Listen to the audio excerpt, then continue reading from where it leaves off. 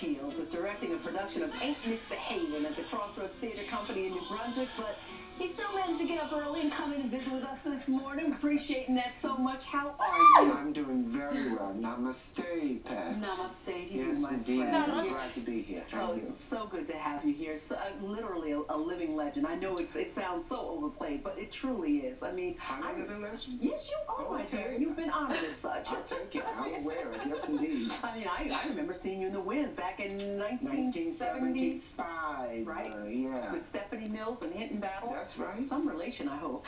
At any rate, it's been a very long and storied, beautiful career. Everything from Shakespeare to Sex in the City. Yes, indeed. No regrets. None whatsoever. None whatsoever. None whatsoever. Well, tell us about, for people that don't know the story of Ain't Misbehavin', bring us back to the Harlem Renaissance. Okay.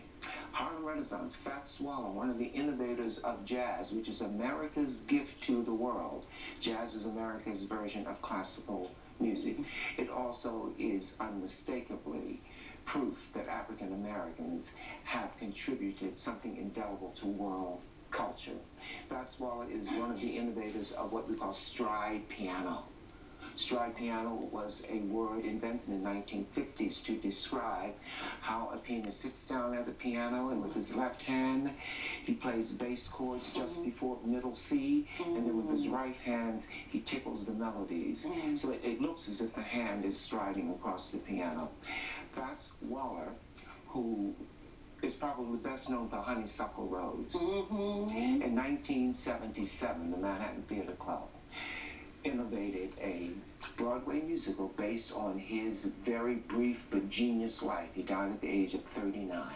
Yeah. Didn't realize it was but left a huge legacy, which he passed on to a group of 5 distinctive performers: Nell Carter, Andre DeShields, Amelia McQueen, Ken Page, and Irene Cara. Then when the show moved to Broadway 4 miraculous months later, Charlene Woodard joined the group, and it's been associated with her ever since.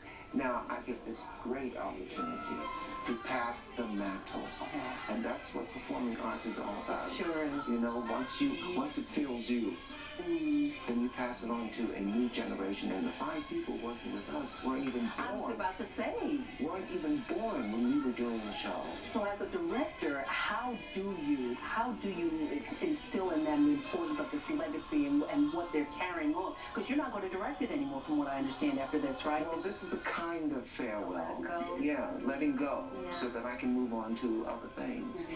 But this is a very energetic group of young people who, in their own right, are as distinctive as the 5 of us were in 1978. And it's one of the most delicious tasks I could ever have, to introduce them to their ancestry and to be able to share with them the same kind of information and joy that was shared with me when we put the show together 35 years ago.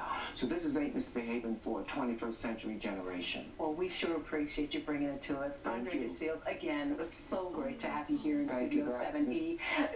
Pat is fine. And again, it runs through October 23rd. October 23rd? Unless they demand us to extend. Well, that just could happen now, couldn't it? Let's get some folks out there to see it. I think a lot of the shows are selling out, so get over there quickly. You can go to crossroadstheatre.org. Is that correct? That is correct. Yeah, you can get all that information. All right. You come, Pat, and see us, too. I would love to. Okay. Namaste. Namaste. All right. Coming up, Cindy Adams is going to be here. Stay tuned. Oh, my God.